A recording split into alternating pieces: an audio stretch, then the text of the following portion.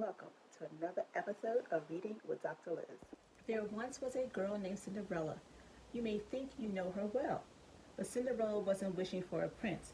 There is much more of her story to tell.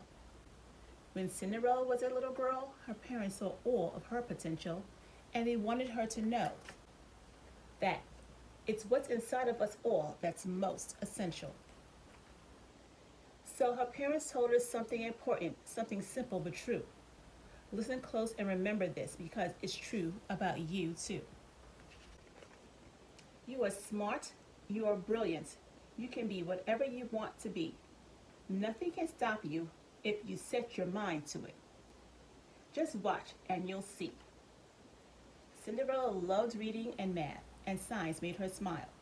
She studied hard and got good grades, enjoying school all the while. But as Cinderella grew up, sad things happened and her life changed in a big way.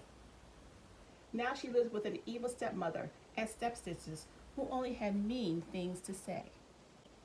They made her do all the housework and tried to stop her from going to school. But Cinderella was determined. Her brain was her real jewel. She wanted to keep learning, so she found ways to study. And her animal friends helped her. They wanted the best for their buddy. When Cinderella had to wash the dishes, her friends the birds helped her lots. They washed, they dried, and put away, while Cinderella did math problems on the pots. When she had to clean the kitchen, her mouse friends each took an appliance. They cleaned them all, then wiped them down, so Cinderella could read and study science. And when she had to clean the floors, it was her friend the dog that carried the load. He swept and then he mopped, while Cinderella learned to write computer code. Then one day, while walking through the village, Cinderella had an inspiration. She had many ideas for improvements. A better life for everyone could be her creation. New schools, better housing, new technology. She made detailed plans for it all. She would define all these steps necessary and find solutions for problems big and small. But though she had great ideas and the ability to realize her vision, she lived in a kingdom ruled by a king and queen, and only they could make the decision. She tried to get an appointment to share her ideas and have her say. But the castle guards wouldn't allow it and chased Cinderella away. Cinderella was getting frustrated. How could she get past the castle wall? Then the news came the king and queen were hosting a ball. The ball was for the prince to help him find a girl to marry. All the ladies of the kingdom were invited, the pretty, the plain, even the scary. Cinderella was ecstatic she could speak to the queen and king, but her stepmother was so cruel she wouldn't allow any such thing. Cinderella was determined, however, and made a new dress with her friends the birds and mice. But her stepsisters were very mean and did something not at all nice. They ripped up her dress, then laughed as they left for the ball, leaving Cinderella there alone, feeling sad and very small. It was then that Cinderella remembered what her dear parents had said. It was like a comfort light that went on in her head. I'm smart. I am brilliant. I can be whatever I want to be. Nothing can stop me if I set my mind to it. Just watch and you will see. Then suddenly her fairy godmother appeared. And poof, Cinderella had a new look for the ball. But her fairy godmother was not done. No, that's not at all. She turned a pumpkin into a carriage so Cinderella could go in style. She changed the mice into horses and a driver and told them all to smile. Then, with a wave of her wand, glass slippers appeared on Cinderella's feet. Now she was ready. Now everything was complete. Before Cinderella left for the ball, her fairy godmother gave her a warning. The magic would wear off at midnight. It would not last until the morning.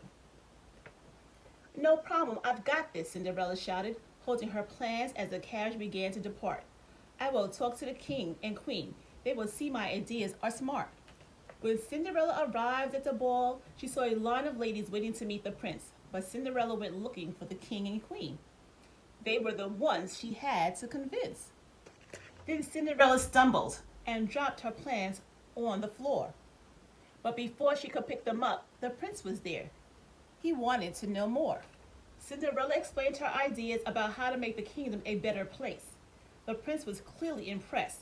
He could see it. You could see it on his face. They talked and laughed and danced, and time flies when you're having fun. Suddenly, it was midnight. The magic would wear off. Cinderella had to run. She started running back to the carriage, leaving the prince behind. "Wait," he yelled. "How do I find you? You're amazing, and the kingdom needs your mind." Cinderella paused for a moment, then she reached down and grabbed a shoe. She wrote a math problem on the glass slipper and left it behind as a clue. The magic wore off as the group raced home, but Cinderella was in a great mood. The prince really liked her ideas. She knew she'd be pursued. The prince worked on the clue, and the answer started to blossom. The solution was revealed: Cinderella's address. Wow, this girl was awesome. The next morning, her stepmother and stepsisters were suspicious.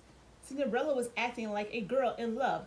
Everything great, every food delicious. So when the prince arrived, they locked Cinderella in the attic and lied that she didn't live there.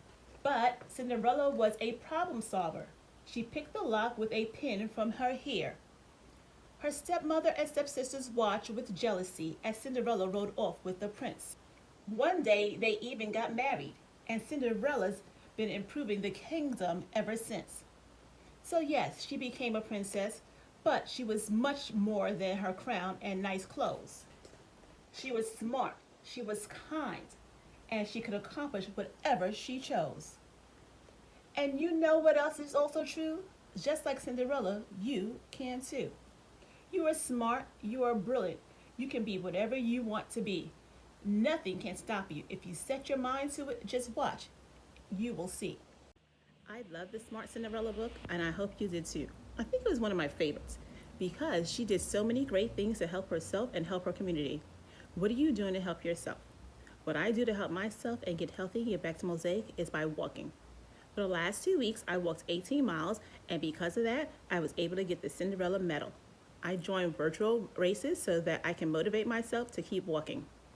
Make sure you do something to help yourself and your community. Thank you for joining me for another episode of Reading with Dr. Liz. I'll see you soon.